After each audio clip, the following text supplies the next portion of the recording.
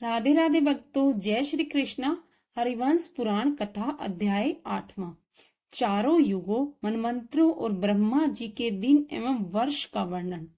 जनमेजय ने कहा, परम बुद्धिमान दिव्यवर, आप मुझसे मनमंत्रों के युगों की संख्या का वर्णन कीजिए और ब्रह्मा जी के दिन का प्रमाण भी बताइए। वैशंपायन जी बोले, शत्रु दमन, सूर्य मनुष्य के दिन और रात्रि का विभाग करते हैं। इस श्लोक की गणना से आरंभ करके मुनु से भी परे विप्राधान नामक ब्रह्मगणनातक का वर्णन सुनो। राजन, 15 निमेषकों की एक काष्ठा होती है और 30 काष्ठाओं की एक कला होती है। 30 कलाओं का एक मूर्छित होता है और बुद्धिमान पुरुष 3 मुहूर्तों के एक दिन रात कहते हैं, जिसका निर्माण चंद्रमा और सूर्य की गति द्वारा होता है। विशेषकर सूर्य चंद्रमा के उदय अस्त से मेरु के परिवर्ती भू प्रदेश में दिन रात होते हैं। 15 अहोरात्र यानी दिन और रात का एक पक्ष है और 2 पक्ष पखवांडों का एक महीना माना जाता है और 2 महीने की एक ऋतु कहलाती है और 3 ऋतुओं का एक अयन होता है और 2 अयनों का एक वर्ष होता है। संख्या के तत्वों को जानने में चतुर पुरुषों की उन दोनों अयनों का नाम दक्षिणायन और उत्तरायण बताया है। इन मान से जो 2 पक्षों एक मास होता है और उसी समय को जानने वाले चतुर पुरुष पितरों का एक दिन रात कहलाते हैं। कृष्ण पक्ष उन पितरों का दिन होता है और शुक्ल पक्ष उनकी रात्रि होती है। इसीलिए राजन, कृष्ण पक्ष रूप दिनों में पितरों का श्राद्ध होता है। मनुष्यों के मान से जो एक वर्ष कहा जाता है, वह देवताओं का एक दिन रात होता है। तत्व को जानने में चतुर बुद्धिमान पुरुषों ने उत्तरायण को देवताओं का दिन और दक्षिणायन को देवताओं की रात्रि बताया है। देवताओं के 10 दिनों का मुनि का एक दिन रात कहा है और इस दिन रात का 10 गुना मुनि का एक पक्ष कहलाता है। 10 पक्षों का मुनि का एक मास होता है। 12 महीने की एक ऋतु होती है। तत्वार्थदर्शी बुद्धिमानों ने 3 ऋतुओं का एक अयन माना है और 2 अयनों का एक वर्ष कहा है। राजन, देवताओं के 4000 वर्षों का एक सतयुग होता है। 400 वर्षों की उनकी संध्या होती है और इतना ही उनका संध्यांश होता है। 3000 वर्षों के परिणाम का त्रेता युग होता है और 300 वर्षों की उनकी संख्या होती है और इतना ही उनका संध्यांश होता है। इस प्रकार 2000 वर्षों का द्वापर युग कहलाता है और 200 वर्षों की उनकी संध्या होती है और इतना ही उनका संध्यांश होता है। इसी गणना के अनुसार बुद्धिमान पुरुषों ने कलयुग को 1000 वर्षों वाला बताया है।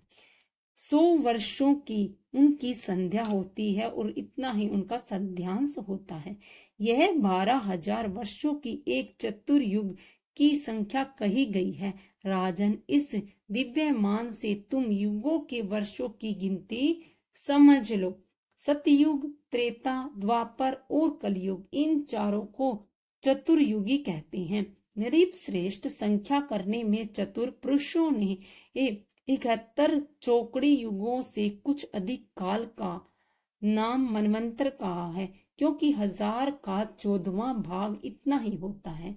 इनके भी दक्षिणायन और उत्तरायण 2 अयन कहे गए हैं। उत्तरायण के पूर्व होने पर मुनि ब्रह्मा में लीन हो गए और फिर इतने ही समय तक दूसरे मुनि रहते हैं।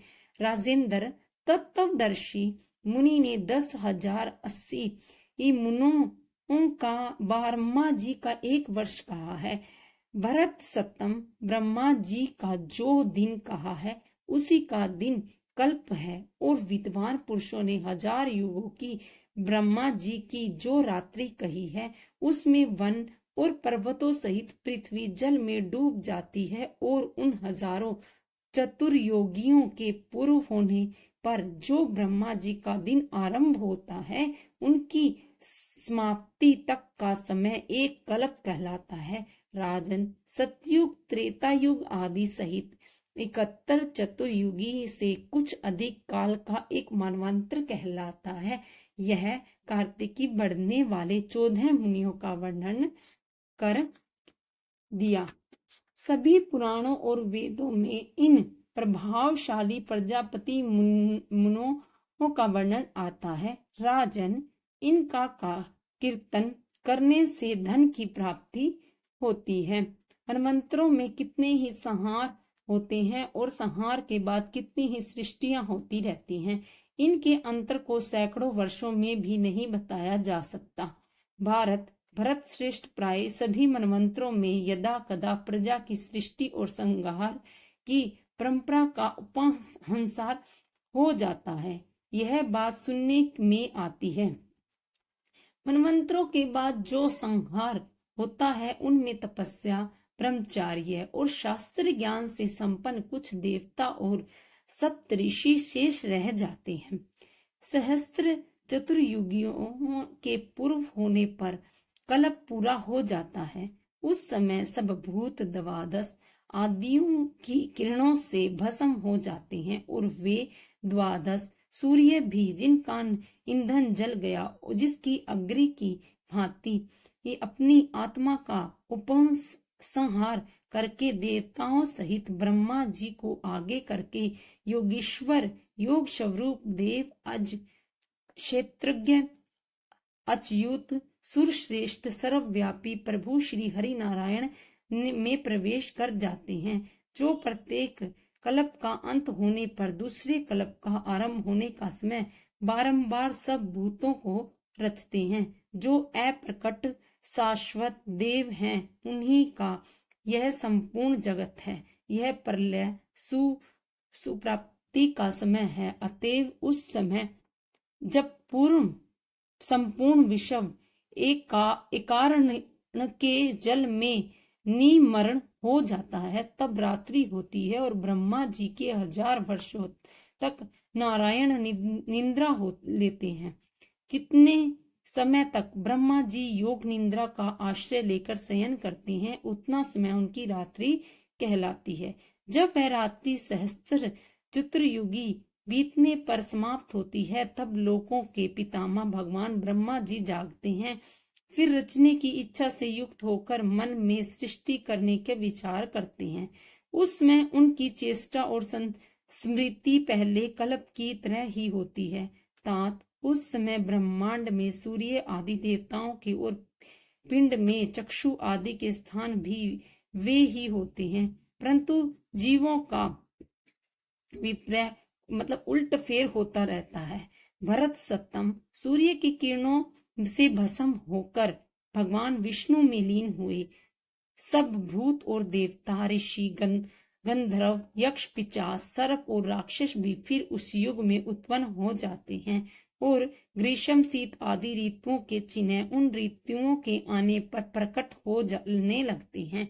इसी प्रकार ब्रह्मा जी की रात्रि के बीतने पर पूर्ण कल्प के समान अनेक रूप वाले प्राणी फिर दिखने लगते हैं। तात प्रजाओं के रचने पर प्रजापति उस समय नारायण में से निकलकर फिर भूतों को रचने लगते हैं। जो जो मनुष्य, देवता और महर्षि गण शाश्वत धर्म और देहादि में आत्म बुद्धि रूप स्वाभाविक दोषों को त्याग कर शुद्ध ब्रह्मा में पहुंचकर उसमें लीन हो जाते हैं। भरत सत्तम वे फिर दूसरे कल्प में उत्पन्न नहीं होते। काल की संख्या का विभाग करने में चतुर वे सर्व समर्थक भगवान परमात्मा कर्म अनुसार सहस्त्र युगों की संख्या वाले दिन और इसी प्रकार सहस्त्र चतुर्युगियों के रात्रि को बनाकर प्राणियों की बारंबार रचना और संहार करते रहते हैं। महादेव श्री हरि नारायण प्रभु ही स्थूल सूक्ष्म रूप से सर्वत्र विराजमान हैं। महाधूते वर्तमान वेवशवत मुनि भी उन्हीं के अंश हैं। विष्णु वंश के प्रसंग में मैं उनकी पुरातन सृष्टि का वर्णन करूंगा। भरत श्रेष्ठ, कि वे परमात्मा और प्रभु श्री हरि सारे असुरों का विनाश तथा संपूर्ण लोगों का कल्याण करने के लिए इसी वृषण वंश में उत्पन्न हुए थे। इस प्रकार श्री महाभारत स्खल विभाग हरिवंश के अंतर्गत हरिवंश पर्व में मनवंतर गणन विषयक 8वां अध्याय पूरा हुआ। विष्णु भगवान की आरती, जगदीश्वर भगवान की आरती। ओम जय जगदीश हरे, स्वामी जय जगदीश हरे। ये भक्त जनों के संकट क्षण में दूर करे। ओम जय जगदीश हरे। जो ध्यावे फल पावे, दुख विन से मन का। सुख संपत्ति घर आवे, कष्ट मिटे तन का। ओम जय जगदीश हरे। मात पिता तुम मेरे, शरण गहूँ मैं जिसकी। तुम बिन और न दूजा आस करूँ मैं जिसकी। ओम जय जगदीश हरे। तुम पूर्ण परमात्मा, तुम अंतर्यामी। पार ब्रह्म परमेश्वर, तुम सबके स्वामी। ओम जय जगदीश हरे। तुम करुणा के सागर, तुम पालन करता। मैं मूर्ख खल कामी, कृपा करो भरता। ओम जय जगदीश हरे। तुम हो एक अगोचर, सबके प्राणपति। किस विधि मिलूं दया मैं, तुमको मैं कुमति। ओम जय जगदीश हरे। दीन बंधु दुख हरता, तुम ठाकुर मेरे। अपने हाथ बढ़ाओ, द्वार पड़ी मैं तेरे। ओम जय जगदीश हरे। विषय विकार मिटाओ, पाप हरो देवा। श्रद्धा भक्ति बढ़ाओ, संतन की सेवा। ओम जय जगदीश हरे। तन मन धन सब कुछ है तेरा, स्वामी सब कुछ है तेरा। तेरा तुझको अर्पण, तेरा तुझको अर्पण, क्या लागे मेरा। ओम जय जगदीश हरे। श्री जगदीश की आरती जो कोई नर गावे। कहत शिवानंद स्वामी, सुख संपत्ति पावे। ओम जय जगदीश हरे। ओम जय जगदीश हरे। स्वामी जय जगदीश हरे। भक्त जनों के संकट क्षण में दूर करे। ओम जय जगदीश हरे। राधे राधे भक्तों, जय श्री कृष्णा। हर हर महादेव।